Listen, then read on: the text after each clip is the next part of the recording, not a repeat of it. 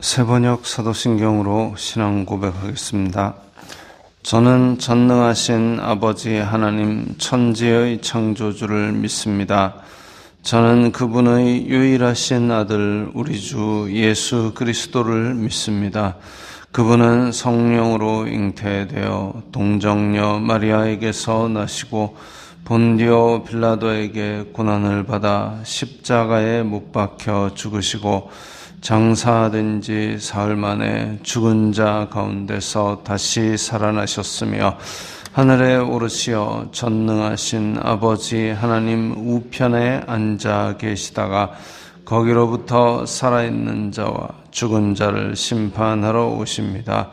저는 성령을 믿으며 거룩한 공교회와 성도의 교제와 죄를 용서받는 것과 몸의 부활과 영생을 믿습니다. 아멘. 거룩하신 아버지 하나님 감사합니다. 간밤에도 편히 쉬게 해주시고 새벽에 기도하는 자리에 불러주시니 감사합니다. 이 시간 저희들이 마음 중심으로 주님을 경외하게 하여 주시옵소서. 예수님 이름으로 기도드리옵나이다. 아멘. 찬송가 제15장입니다. 찬송가 15장입니다.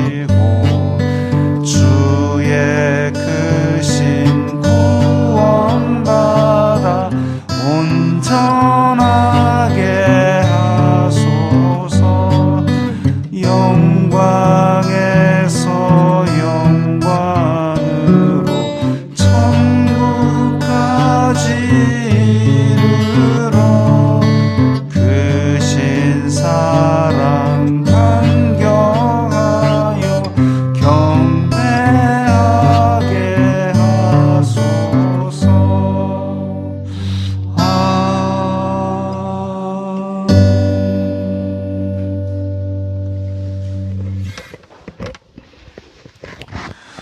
오늘 말씀은 이사야 49장 14절부터 26절까지의 말씀입니다.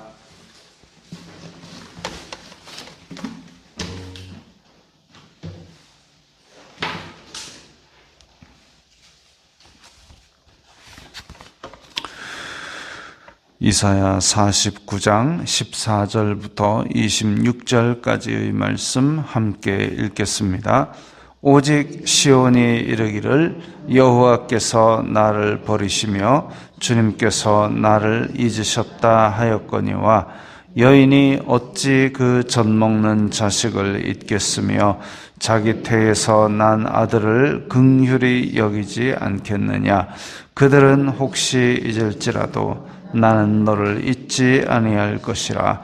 내가 너를 내 손바닥에 새겼고 너희 성벽이 항상 내 앞에 있나니 내 자녀들은 빨리 걸으며 너를 헐며 너를 황폐하게 하던 자들은 너를 떠나가리라.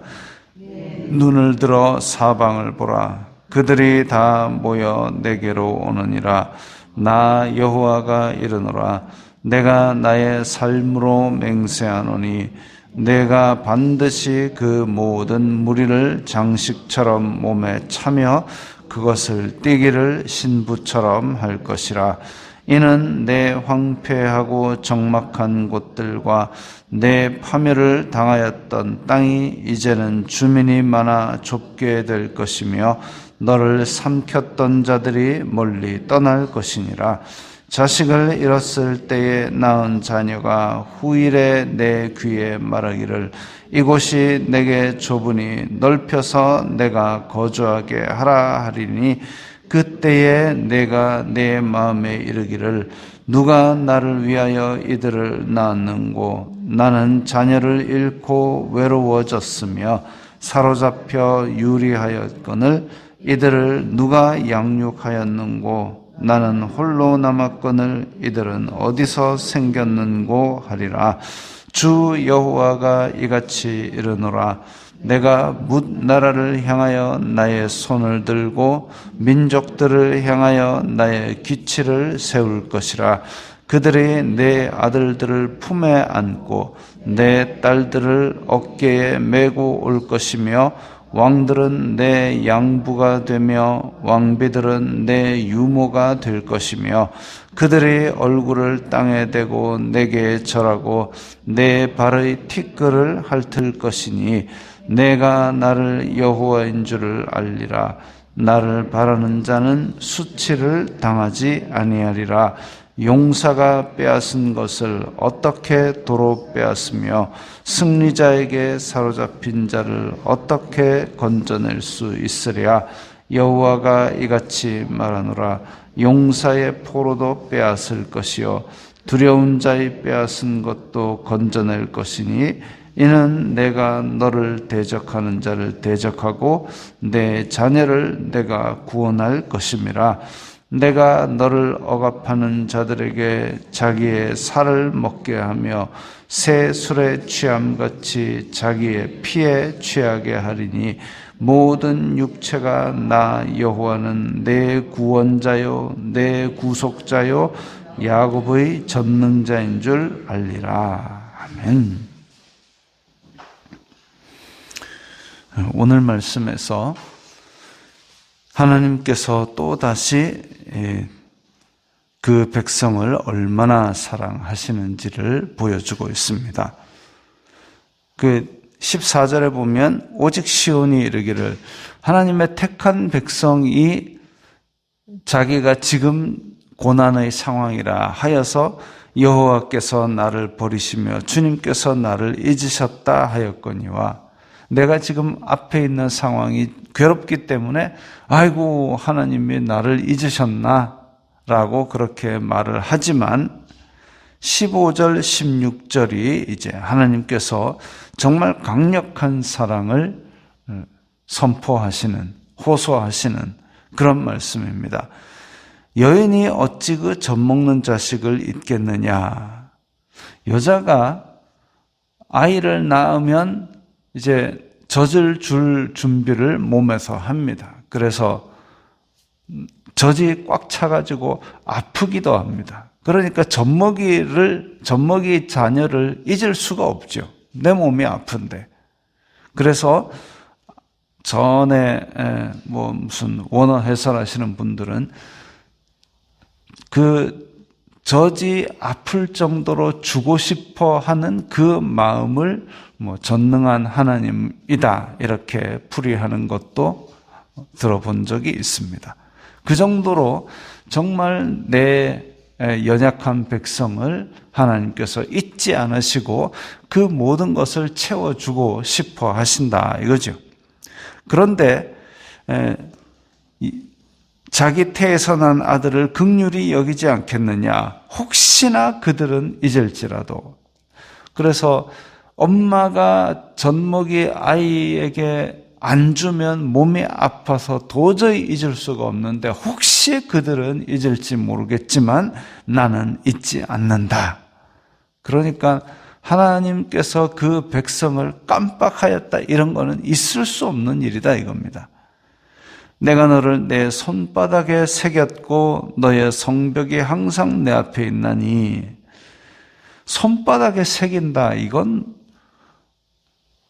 조각칼로 새기든지 문신으로 새기든지 어떻게 우리가 가끔 가다가 진짜 기억해야 될 일인데 정신없을 때는 손등에다 볼펜으로 저만 그런가요? 이렇게 한 번씩 손등에다 볼펜이나 사인펜으로 써가지고 잊지 않으려고 합니다. 왜냐하면 손은 이렇게 하다 보면 항상 눈에 띄니까.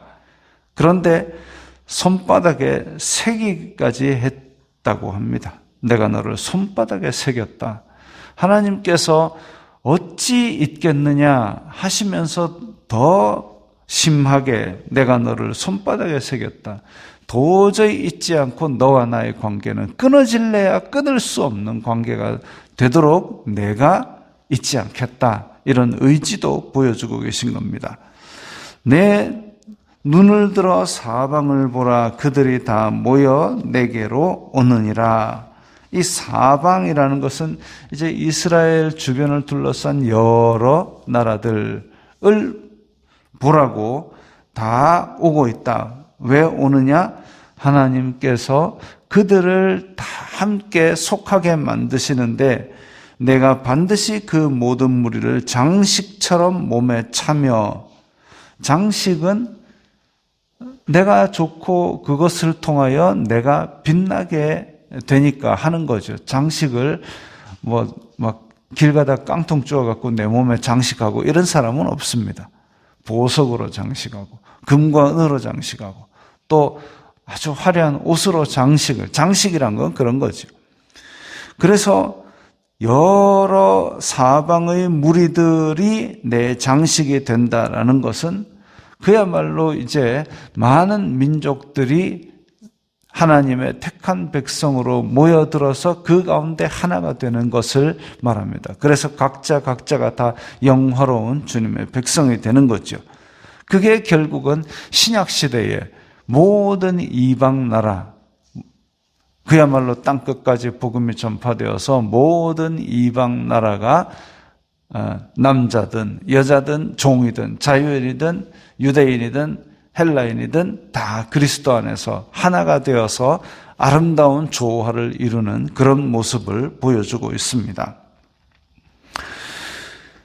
그런데 21절에 그때에 내 마음에 이르기를 누가 나를 위하여 이렇게 자녀들을 낳아주었는가? 다 죽고 살아남은 자들은 포로로 끌려가서 나는 완전히 다 홀로 남았는데 누가 이랬는가? 하나님께서 그 모든 비참했던 상황을 역전시키시고 하나님의 사랑으로 그 백성들을 회복시키실 것을 보여주고 있습니다. 어느 정도로 회복시키느냐? 예전에는 그냥 하나님의 백성들만 모여 살고 거기서 자녀를 낳으면 그만큼만 불어났는데 그 정도가 아니라 23절에 보니까 왕들은 양부가 되고 왕비들은 유모가 되고 그들이 얼굴을 땅에 대고 절하고 열방의 왕들이 모여와서 그야말로 굽신굽신 아예 종처럼 엎드릴 정도로 하나님께서 그 백성의 위상을 높여주시겠다는 말이죠. 내 발에 티끌을 핥을 것이라. 아니, 왕이 뭐가 모자라서 티끌을 핥을 그 정도까지 낮아지겠습니까? 이건 하나님의 권능으로 그 택하신 백성을 높이시니까 그 외에 다른 권세들이, 세상 권세들이 다 낮아지고 그 위에 하나님이 높이신 백성들이 있게 되는 거죠. 그래서 내가 나를 여호와인 줄 알리라. 내가 나를 여호와인 줄 알리라. 하나님께서 우리에게 원하시는 것은 진짜 이런 하나님, 세상을 창조하시고 다스리시는 하나님, 나를 잊지 않으시고 손에 새기는 하나님, 그 하나님이 바로 내 하나님이다. 이걸 기억하라는 말씀입니다. 용사가 빼앗은 것을 어떻게 도로 빼앗으며, 고대 용사들은 힘이 세고 용맹하고 그야말로 이제 한 손으로 사람을 그냥 쳐 죽일 수 있는 그런 사람인데, 그런 사람이 빼앗았는데 야 내놔라고 말도 하지 못할 겁니다. 그런데도 하나님께서는 그 용사 위에 능력을 가지고 계시기 때문에, 그래서 제 아무리 아수르, 제 아무리 바벨론이라 할지라도 하나님께서 하시겠다 하면 그걸 막을 수 없고, 아수르 바벨론이 잡아갔던 그 백성이라 할지라도 하나님께서 내놔 이러면 다 그 백성을 내놓을 수밖에 없는, 그래서 그렇게 능력 많으신 하나님께서 일을 이루시겠다 이거죠. 26절에 보면 너를 억압하는 자들에게 살을 먹게 하고 새술에 취함같이 자기의 피에 취하게 하리라. 하나님의 백성을 억압하는 자는 자기 살을 먹게 하겠다 그랬습니다. 그런 비참한 사건이 보통 성 안에 버티고 있는데 먹을 것이 도저히 없을 때에 이제 막 사람들끼리 잡아먹기도 하고, 실제로 그런 일이 예루살렘에서 있었죠. 근데 또 피를 마시게 한다. 그냥 한 잔 마시는 게 아니라 취할 정도로 많이 먹게 한다. 다시 말하면 하나님의 백성을 억압하는 자들은 아주 비참한 지경에, 그야말로 자기에게 큰 손해가 가게 만드는, 그것도 잠깐 그렇게 되는 것이 아니라 거의 아주 비참하게 전멸하게 만드는 그런 지경까지, 그것을 바로 아수르가 겪지 않았습니까? 예루살렘을 침공해서 포위를 해가지고 그야말로 이 안의 백성들이 굶어 죽게 생겼을 때에 하나님께서 히스기야의 기도를 들으시고 그 13만 5천을 하루아침에 다 시체로 만드시고, 그 왕은 허겁지겁 자기 본국으로 돌아가는데, 그 돌아갔다가도 자기 아들한테 그 신전에서 배신을 당해서 죽는 그런 비참한 모습을 보여주고 있습니다. 그때 그렇게 국력이 폭삭 망해 놓으니까 바벨론이 큰 피를 안 흘리고도 그대로 아수르를 삼킬 수 있었던 것이죠. 자, 그래서 이렇게 하나님의 권능으로 용사가 빼앗아간 것을 그대로 내놔 하고 이스라엘 백성들을 회복시키시고, 그런 모든 목적이 뭐냐? 모든 육체가, 하나님의 백성뿐만이 아니라 그 주변을 둘러싼 모든 이방 나라들까지도 나 여호와는 내 구원자요 내 구속자요 야곱의 전능자인 줄 알리라. 구원자요 구속자요 야곱의 전능자인 줄 알리라. 이것을 하나님께서 우리에게 원하시고 우리의 삶을 통해서 우리 주변 사람들이 깨닫게 되기를 원하신다는 말씀입니다. 오늘도 이렇게 우리 하나님께서 구원자이고 구속자이고 전능자인 줄 선포하는 그런 삶을 사시기 바랍니다. 기도하겠습니다. 거룩하신 아버지 하나님, 감사합니다. 저희들이 이 땅에 사는 동안 하나님께서 나의 구원자요 구속자요 또 전능자인 줄 알 수 있도록 오늘 하루를 인도하여 주시옵소서. 예수님 이름으로 기도드리옵나이다. 아멘.